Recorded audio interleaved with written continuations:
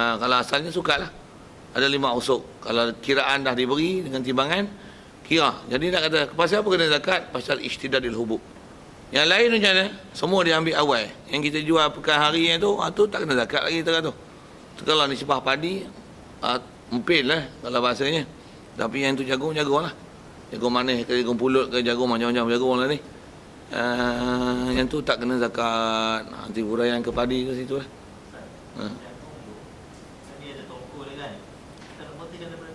Iyalah. Macam mana padi. Ya betul. Ya, kita tak biasa muamalat dengan jagung kan.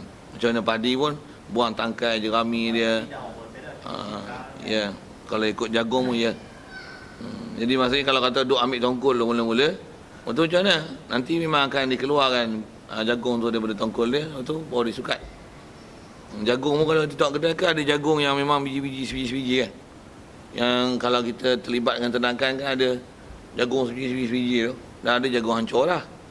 Jagung sebiji-sebiji tu buat macam mana? Buat macam mana yang tanya saya? Macam mana padi pun. Macam mana boleh keluar sebiji-sebiji? Padi burung apa-apa macam-macam padi tu. Proses dia ada alat apa tu lah. Tapi nak kata mestilah kalau jagung tu dah dibuang tongkol. Bukan kira dengan tongkol-tongkol kan. Kira dengan tongkol tu, wow letih sikit.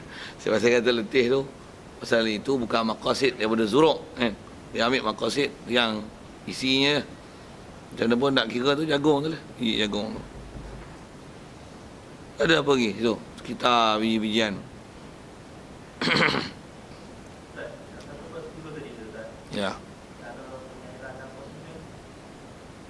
Dia kaedah fiqah ni yang masyhur dengan apa disebut yang menyebabkan boleh kadaran zakat itu berkurang 1/10 kepada asalnya unsur kepada nisfu unsur.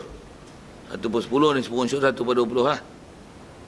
Ialah jika pengairan itu berkos. Maksudnya kena kos. Maksudnya nak mengairi bopi dengan bahasa ladang tu, dia air itu berbayar sama ada dengan meter ataupun air itu berbayar dengan kederat yang kita gunakan kederat untuk mengairi angkut sama ada kederat kita atau kederat binatang atau upah orang ataupun air itu sendiri kena bayar. Memang maksudnya masuk je buka je meter jalan. Istilahnya ada kos. Ada kos pada air tu. Yang tu yang kalau dalam hadis disebut fima yaskihil ma'u al-ushru amataru fima yaskis sama. Maksud dalam hadis sebut itu tanaman yang disirami oleh langit, maksudnya hujan, adalah unsur. Kalau yang bukan disirami oleh hujan, maksudnya guna kos, kalau guna bahasa itu, dia ialah nisfu unsur. Jadi dobit dia ialah kos lah atas apa bahasa ulama. Kos tu kos apa? Kos air tu. Ya, betul. Bagus soalan tu. Yang tu nak faham tu. Kalau asal fiqh yang menyebabkan zakat bertukar 1/10 pada 1/20 adalah kos air. Jadi kos-kos lain tak mempengaruhi kadar zakat. Walaupun katalah nak bajak bajak roto lagi, tuai lagi tanam, lepas tu racun serangga, racun rumpai, racun ni, racun macam 3-4 racun tu, baja pula lagi. Ni lagi macam-macam kos tu, mahal-mahal lah tu. Adakah dia ditolak dan kos itu adakah dikira untuk mengurangkan zakat daripada 1/10 pada 1/20? Kalau masyhur dalam kitab-kitab fiqh, tak. Itu jugalah sewaan, upah orang untuk tuai, tu upah. Atau upah pekerja untuk meracun, untuk membaja. Macam mana tu? Tak ditolak. Kalau ada orang kata dulu tak ada kos racun, memang kos racun tak ada, tapi kederat pakai buang rumput lagi lah, manual pakai tangan je.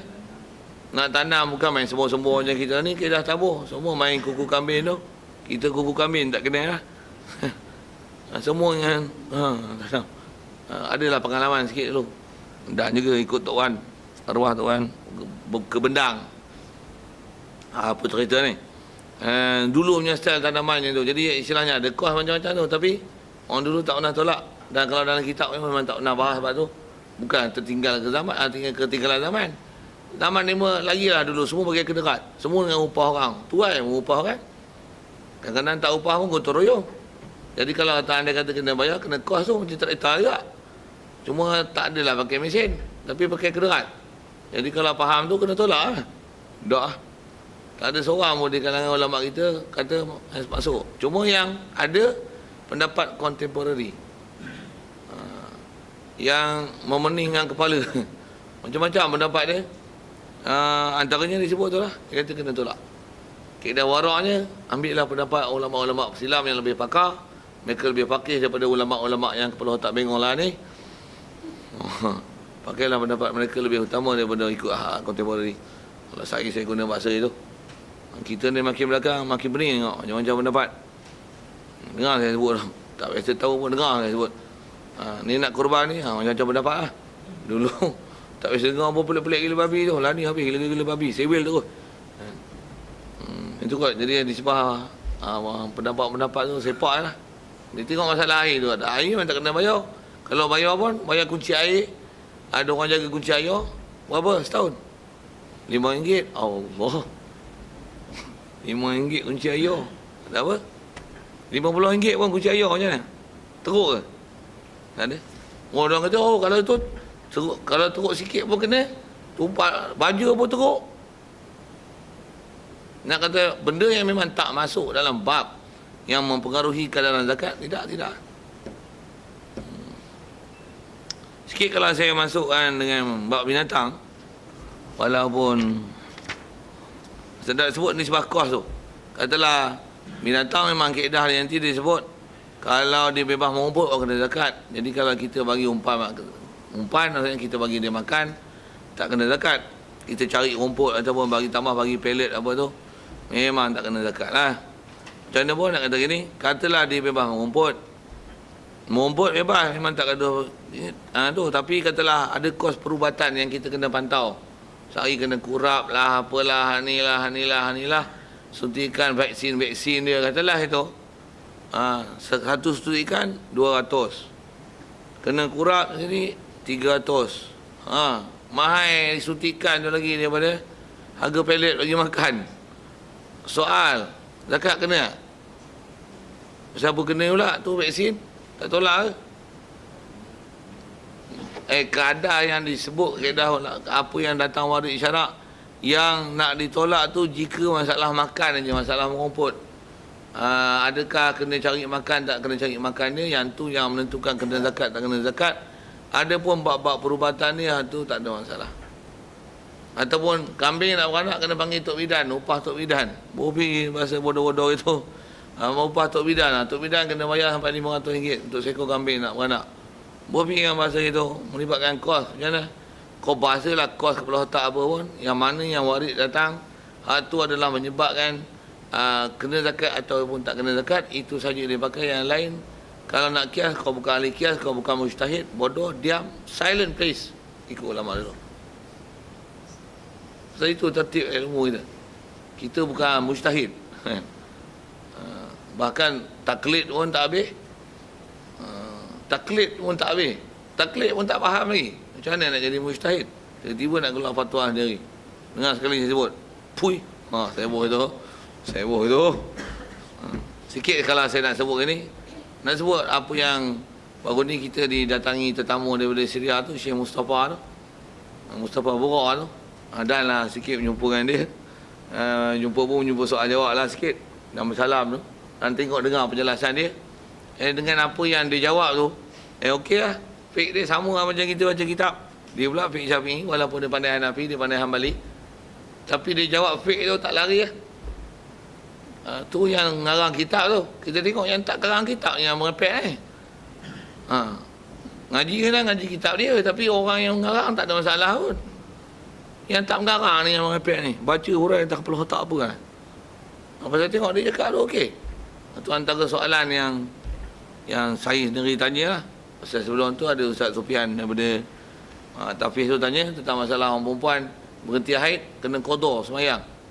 Memang orang Melayu kita memang tak belajar, memang dia pekak gila lah bab tu, tak pernah belajar kan. Bila bagi jawapan pula, macam-macam ada ihtimalnya. Tanya Syekh, berhenti, kena qada sembahyang. Dia kata kalau berhenti waktu asar, haid, jadi asar memang kena sembahyang, betul? Zuhur kena qada. Hadhi kita dia tu sama indana tu sama bi waktu darurah. Dia panggil waktu darurah. Di mana kita apa sebut bahasa-bahasa tu? Waktu darurah. Jadi maksudnya suci waktu asar. Cuma dia kata la budda lahu min waqtin yasi'u an tuqamul ibadah fiha. Masa dia untuk buat ibadat ada untuk waktu asar tu. Maka waktu asar tu kena dan waktu zuhur kena. Pasal dia waktu darurah, maka dia kena qada waktu zuhur jika dia suci waktu asar. Yang sembahyang-sembahyang yang ada sembahyang jamak. Untuk saya tanya dia, alal mar'ah in qata'at haiduha alaiha an yaqdi asr wa zuhur aswahih amla dia kata naam. Kata tu saya tanya dia, ada orang kata orang perempuan yang kena qada ni kalau dia musafir. Kalau dia musafir, lepas tu haid dia berhenti masa waktu asar, tengah musafir, had tu je kena qada asar dengan zuhur pasal dia boleh jamak. Yang ni waktu dia menukim bukan kena jamak, jadi tak payahlah nak qadakan zuhur. Saya tanya dia, adakah halakau sahih? La. Dia kata, la. Sama kita ngaji kitab. Kopeh jawapan. Padahal benda tu dah ada dalam kitab tu. Tapi dia pun pakai fake. Dia tak kata macam ni. Hadzal qaul la aslalah. Oh, sikit bahasa itu. Tu pendapat model-model ulama ustaz kontemporari cakap itu kan. Pendapat ni tak la aslalah. Tak ada, dia jawab dengan pekah, dengan istilah waktu darurah kata. Buat hati dengar, tanya lagi. Oh, persoalan sampai Syekh sebelah, Syekh Syamil tegur. Soal akhir. Saya nak tanya lagi. Kawan tu dah soal akhir katanya. Awak pun bantai Arab awak lah. Awak tak pernah keluar. Bantai Arab kita. Tapi dia boleh faham. Okey tu. Kita lah rasa okey. Apa cerita tu? Nak cerita itulah pendapat kontemporari lah. Jadi kalau tanya Syekh pun rasanya dia jawab tertib. Pasal tengok disiplin fiqh dia bagus.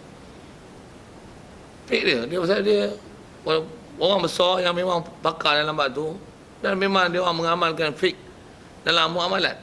Dalam amalan hidup dia, sama ada fiqh ibadat, fiqh muamalat, dijaga fiqh ni, disiplin fiqh. Kalau belajar kat jamiah dia orang pun Syafi'i, Malaysia Syafi'i, masuk kuliah Syafi'i, masuk Hanafi dia Allah.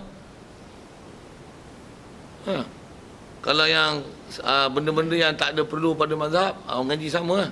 Mana perlu pendetilan fiqh masing-masing, Allah Syafi'i ngaji Syafi'i. Jadi tak ada kelas yang tanpa mazhab. Tak. Cuma kalau tafsir. Tapi bila faham hukum, fiqh. Salah fiqh.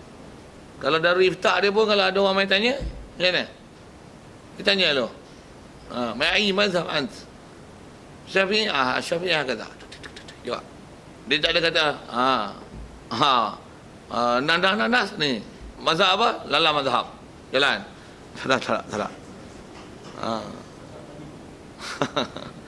Okey, mazhab dia mazhab Nabi. Tak ada. Tu sikit lagi nak ambil manfaat tentang saya nak sebut. Pasal nak sebut disiplin tu. Banyak maksudnya kita mengaji ni. Macam mana kita, kalau nisbah saya lah ngaji pondok, tu guru sebut dengan nisbah kaedah menjawab apa. Cuma kita tak ada kepelbagaian mazhab tu. Kita tak pandai dalam mazhab lain, pandai Syafi'i lah. Jadi macam mana pun yang Syafi'i ada tu, disiplin kita dah betul tu, okey lah, memang betul kan. Apa saya nak sebut ialah dalam masa contoh diberi tu, dia kata macam ni.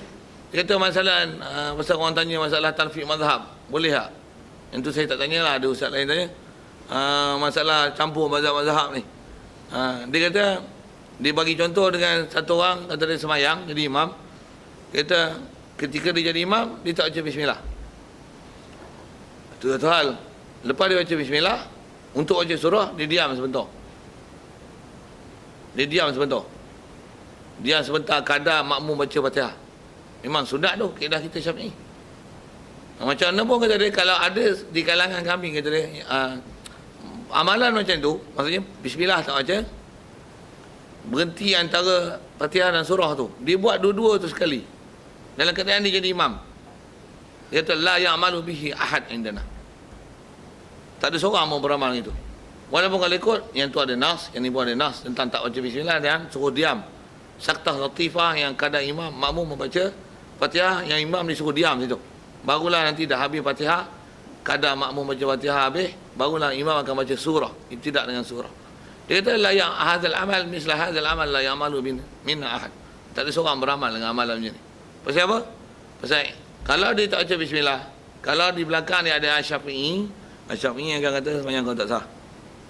Walaupun berhenti itu tak ada masalah indana. Kalau dengan tak baca bismillah, mazhab Hambali, Hanafi memang tak ada masalah tak baca bismillah, tapi Hanafi kalau imam diam atau surah dan Fatihah diam tak baca apa, qada itu mubtilat. Diam qada itu mubtilat. Antara ialah perkara yang membatalkan sembahyang. Ini Hanafi, ini Ahnaf. Dia kata amalan itu la ya'malu bin ahad. Kalau yang ada baca bismillah, dia takkan sukut situ. Dia takkan sukut. Kalau yang baca bismillah, tak ada masalah. Pula tu, dia akan jaga, dia takkan diam pada situ. Pasal apa? Kalau yang tak baca bismillah jahar pun, dia akan baca sir. Jadi nak kata apa? Dia memelihara supaya jangan ada di belakang ni nanti ada makmum yang memfarakah ni. Jadi kaedah ulama dulu beramal macam tu. Satu kita dengar duduk di Mekah apa, mereka beramal dengan istilah 4 mazhab pasal kalau dia jadi imam, dia akan jaga jangan sampai ada siapa pun di kalangan orang belakang ni dalam mazhab lain yang memfarakahkan dia. Ramalan ni Allah. Sikit nak sebut tu. Jadi kita ngaji disiplin ulama orang pakar-pakar macam ni. Tengok dia jawab fiqh best. Yang tu yang memang pakar.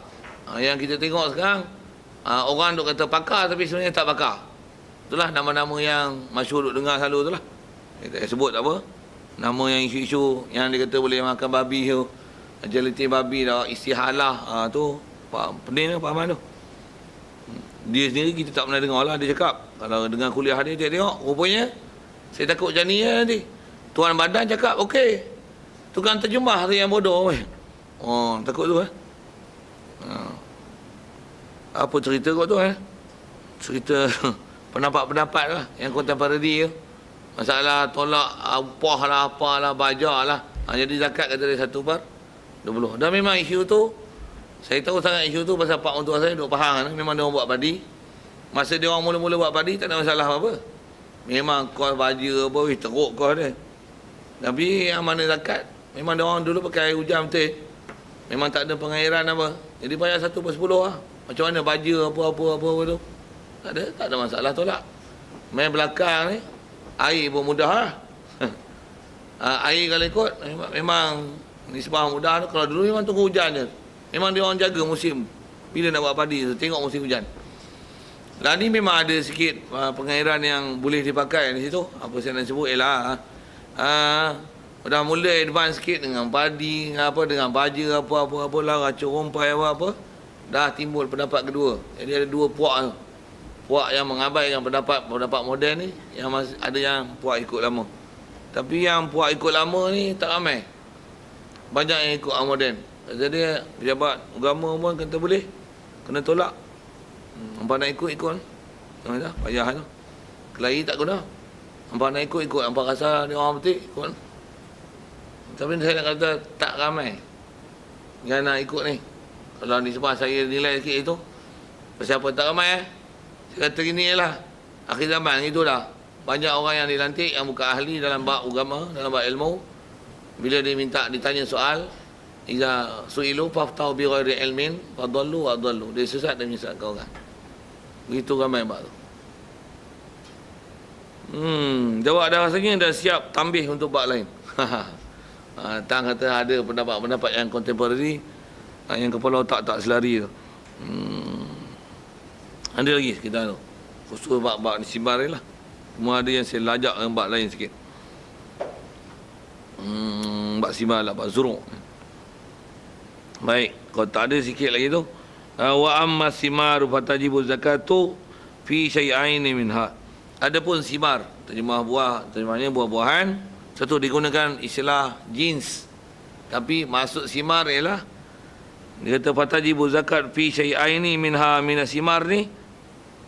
hanya dua saja. Apa dia? Samaratul nakhli wa samaratul karam. Dia ialah buah nahli, buah kurma, terjemah kita kurma, tamar, wa samaratul karam, dan buah karam, karam inap. Inap ni memang ada istilah-istilah yang dipakai dengan istilah karam. Wal muradu bihadzaini as-samaraini at-tamru wa zabib. Tamar dan zabib. Cuma disebut dengan zabib. Pasal nak kiraan zakat adalah dengan zabib. Walaupun zabib datang daripada inap, tamar datang daripada nakhal. Macam kita tamar borong lah. Tamar tak tamar pun tamar semua kan. Rutok pun tamar juga. Buah tamar. Kalau ikut rutok-rutok tamar-tamar. Macam zabib, inap. Kita panggil beza kan tu. Tapi tamar ni Melayu tamar lah. Dia tak kata kurma. Cuma karam tu bukan kurma. Yang kata samaratul karam, buah kurma. Pasal karam, kurma. Bukan. Memang karam tu makna mulia. Tapi dia dilakokkan dengan samaratul karam. Tapi masuk karam adalah inap. Dan disebut dengan murad dia ialah zabib. Pasal zakat takkan kena dalam keadaan buah basah. Zakat kena dengan buah kering. Itu kot. Jadi kalau kata kebasah, dia memang kalau orang yang pandai nampak ni, dia boleh kira dengan kiraan kering. Yang kalau kita sebut buah-buahan macam tu, zuruk tu pun kalau padi, dia padi mesti bukan disukat tu ialah padi kering, bukan padi basah. Padi kering, bukan padi basah. Kalau istilah getah, padi getah yang dah ditolak air. Peratusan air. Jadi getah yang telah dikontangkan, tu yang harga yang kalau orang beli getah. Kalau ni sebuah padi, sepatutnya padi yang telah dikontangkan. Cuma Lani punya sistem memang tuai masuk kilang, proses dia ngasing tu dia dah ada lah bahan pemanas, memang keluar tu kontang kering lah istilahnya. Tak perlu jemur matahari. Dulu memang kena jemur. Pakai bawa tika tu jemur. Punya makan masa lah ni tak ada masa macam tu dah. Asin sekarang mau pakai mesin. Lepas tu masuk tempat tu memang dia kering siap. Kering kontang istilahnya, padi kontang. Lepas tu siap buang kulit, keluar beras. Proses cukup cepat. Sikitlah bawah tu nak sebut tang kata kiraan zakat adalah yang dah dikontangkan daripada air. Yang telah dikontangkan, tak payah sebut air tu apa rasanya. Istilah kontang ni kalau istilah dah jadi istilah kita dalam penggunaan tanam-tanaman ni, istilah kontang maksudnya tak ada air. Maksudnya dia tak boleh dikeringkan. Kalau kata jemur panas pun berat dia setakat tu ya. Itu istilah yang telah dikontangkan. Ni. Siap. Jadi buah-buahan yang kena ialah zabib, tamar. Tamar ialah kurma kering, zabib ialah anggur kering. Siap.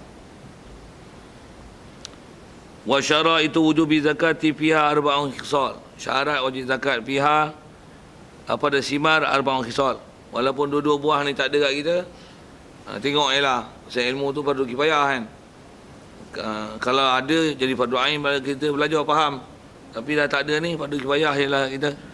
Macam pun sikit yang pendapat kontemporari. Ada pendapat kontemporari yang al-bangangin. Dia tahu apa? Bukan durian, yang dia orang bisi kat kelapa sawit. Dia kata, kalau kurma apa kena ni kelapa sawit, padi yang kos banyak-banyak ni kena. Kelapa sawit orang jadi jutawan kaya-kaya, estate besar-besar tak kena zakat. Siapa cakap tu? Mazhar lah sama lagi. Mazhar. Sikit tu. Bodoh kita orang saya tengok, bodoh. Saya boh gitu ya. Macam tak ada akal, cakap macam hero, macam Superman. Tapi low profile man. Apa itu? Awak nak marah dengan dia. Memang saya punya marah dia tak selesai lagi. Baik. Wasyaraitu wujubi zakat biha arba'un khisal. Baik, pertama Islam, hurriyatu milku tam nisab. Islam mereka milik tam. Ya. Wa nisab dan nisab. Jadi famata intafa syartun min zalika fala wujuba bila-bila saja ternafi satu daripada syarat, pasal syarat setiap apa-apa kita buat, ibadat, muamalat, menakah harga, syarat ialah perkara yang perlu diperhati dalam nak sah atau tak sahkan satu perkara kan. Kita ngaji fiqh memang istilahnya ada istilah syarat, ada rukun. Jadi syarat dia dengan takrif mayal zamu min adamihi adamu hukmi. Benda yang terlazim dengan ada ketiadaan dia, mayal zamu min adamihi adamul hukmi. Terlazim daripada ketiadaan dia, ketiadaan hukum. Maksudnya tak sabit benda tu, tak jadi benda tu. Semayang tak ada wuduk, tak jadi semayang. Maksudnya apa? Dia syarak. Tapi walaisa juz'an minhu, dia bukan juzuk daripada benda yang syai' yang kita dah buat. Kalau dia juz'un minhu, benda yang kita buat dia ialah rukun. Rukun ialah ma yalzamu min adabihi adamul hukmi wa huwa juz'un minhu. Tarikh-tarikh tu adalah, kalau nisbah kita mengajar ni memang kena faham sangat. Lepas tu ada celaru sikit. Jadi di penasi pun saya sebut sekali lalu saya ingat tuan-tuan semua tera-tera yang profesional boleh tulis gitu. Jadi saya tak tulis tak apa dah, ajar budak-budak kot lah. Kena catat-catat kan. Kalau perlu juga catatan tu tanya lain lah. Tapi saya anggap semua profesional. Jadi gunakan keprofesionalan anda itu. Okay. Kalau minta bantuan, saya sedia membantu kan. Tapi saya anggap profesional. Satu saya buat itu. Baik. Selesai? Boleh kot? Bab buah ni, kat kita tak ada masalah ni lah. Tu yang kalau ada pendapat moden, doyan lah, panggil lah. Macam mana? Kita senyum je. Bodoh. Lah bapak ni, banggang ni, tak mengaji sungguh lah. Cari buah apa pula? Buah apa lah ni, Mahir? Dokong. Allah, tak ada agak. Saya tahulah saya duduk tempat dokong. Tolak sekilo 4 kupang. Sekilo 4 kupang. RM2.5 tu murah lah tu. Dulu masa tu tahu berapa sekilo? RM8, RM9. Nak rasa buah dokong tu sebiji 2 kupang tu. Zaman mula-mula kedai buah dokong dulu. Saya ingat lagi masa nak pergi belah petani apa masa tu. Makan buah dokong tu biji simpan, butir simpan. Beli buah dokong sekilo tu, RM8 tu. Bukan tujuan untuk makan, tujuan nak ambil biji. Tanam, ambil biji. Kalau sebiji pun, dia buah biji benih, dia yang power. Dalam sebiji tu, satu je biji yang power dia tu. Yang besar. Kalau katalah ada 50 biji, dah 50. Semai tu, satu pokok apa? RM15 tu. Satu pokok. Beli tu bukan untuk makan buah. Beli tu nak beli benih. Nak ambil biji benih. Tu yang rasa sebiji 2 kupang. Dulu lah zaman saya. Lah ni. Berebut kan nak dokong. Sampai macam tu. Tak ada harga. Baik bahasa tu. Mahal serai lagi. Tanam dah serai. Sikit lah bahasa tu kan. Sikit cerita dokong lah. Sebut dokong. Buah apa mahal? Durian Belanda. Apa? Durian Belanda mahal juga. Gila nak beli pun tak berani.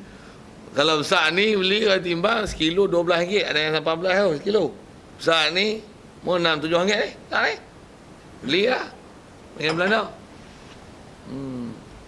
Buat ladang durian Belanda pula. Buah apa? Buah hamra. Mahal ni. Cabai lah cerita lah. Macam cabai burung. Apa cerita ni? Buah-buahan tu. Tak ada zakat. Okey, kat kita cuma kalau esok tanam kurma habis. Kelapa sawit tak tanam. Kita kias kelapa sawit ni kurma. Kias kurma ni kelapa sawit. Pasal pokok pun dekat nak serupa je lah. Buah pun cara tu macam nak serupa je lah. Kita kias yang kurma. Ada pula. Esok buka puasa makan buah kelapa sawit. Sikit tu. Mana ada dah kias buat tu. Tu pelik lah manusia lah ni, pelik-pelik. Orang tak wajib, dia berwajib. Wajib tak mau wajib. Dia nak tunjuk advance dia macam terror kan. Dia nampak bodoh. Baik. Tak ada tu terus ya. Wa amma urudu tijarah. Okey. Ini nak fokus sikit pasal ramai orang berniaga ni. Ada pun mata benda perniagaan. Kalau asal fiqah memang disebut urudut tijarah. Benda besar sekali dalam bab perniagaan ni yang kita nak faham ialah bab zakat perniagaan. Dia hanya ada dalam bab perniagaan yang ada urut daripada ardun ni urut. urut, betul lah terjemah dia, mata benda perniagaan. Maksudnya ada benda dia, ada ain dia yang diperniagakan. Yang kalau kita nak kira zakat nanti, kira benda tu lah. Satu macam ada kita sebut itu, buka kedai tom yam, kena zakat. Kalau tengok memanglah istilahnya berniaga kedai makan lah. Tapi dijual apa?